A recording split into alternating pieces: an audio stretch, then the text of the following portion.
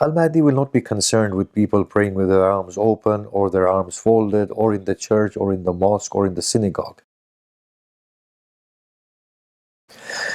Imam Mahdi for me is a human phenomena in the sense that humanity from its inception has been striving to complete its journey by reaching the fullness of its potential.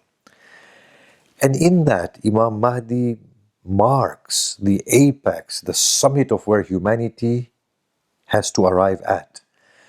In this way, we will find that most faith and non-faith traditions are talking about arrival of humanity to that position, with the difference that the faith-based traditions talk about an individual that is going to come, and the non-faith-based traditions are talking about humanity as a whole that will arrive there.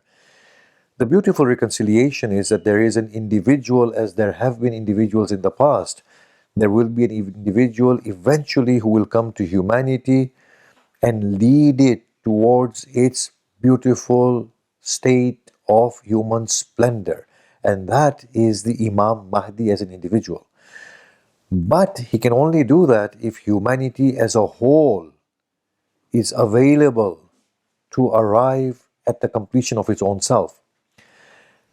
In that way, it doesn't really make much difference to me in terms of the belief in Mahdi as to whether we believe, as I do, from the texts that he has taken birth, or that people believe that he is going to take birth in some future. They are both equally believers in Imam Mahdi and in the essence of what Mahdiism stands for.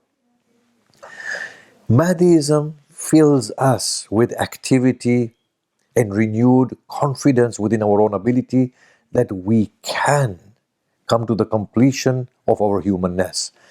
We can overcome challenges, be they physical challenges that the world places in our path of sicknesses, illnesses, or whether they are moral challenges of poverty and injustice, or they are spiritual challenges of us becoming aligned with that nobler, higher principle known as our beautiful God. The belief in Mahdiism actually makes us proactive and fills us with belief in our own abilities. What has happened within the faith of people becoming dormant, pacified, negative, is inconsistent with Mahdiism, and in fact, it defeats the purpose. Similarly, for us to victimize ourselves and see ourselves as being oppressed all the time and crying and lamenting at our fate, it's got nothing to do with Mahdiism. In fact, that stands in sharp contrast to what Mahdiism is all about. So now, how do we hasten the reappearance of the Blessed Mahdi? By surging forward in accomplishing ourselves and our humanity, by creating a single, beautiful human family, which embraces its variety and its plurality. There's a huge misconception that there will be singularity when Al-Mahdi comes of faith. Al-Mahdi will not be concerned with people praying with their arms open or their arms folded or in the church or in the mosque or in the synagogue.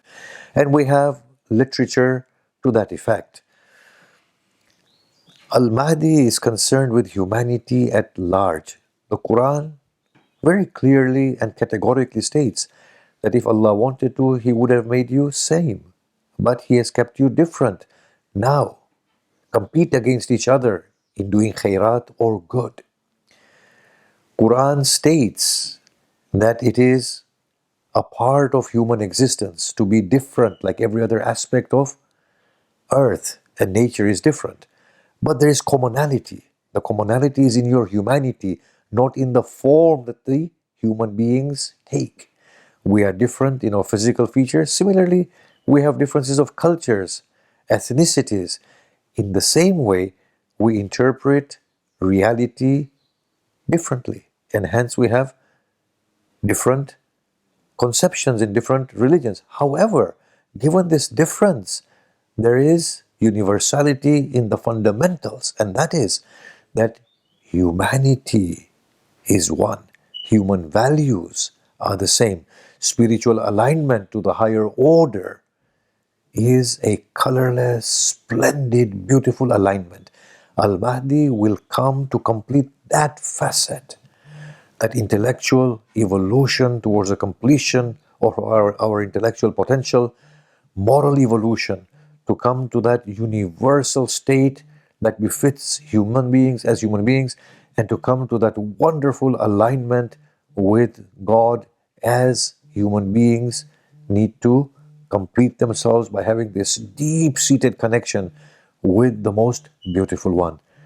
Mahdiism, in other words, is inner humanity displaying itself outwardly in the form of an individual.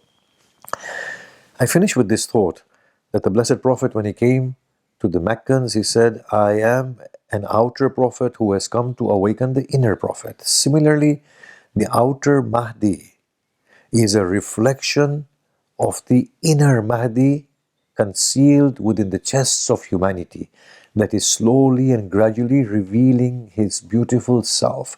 The outer Mahdi will come and allow the emergence of the real inner Mahdi.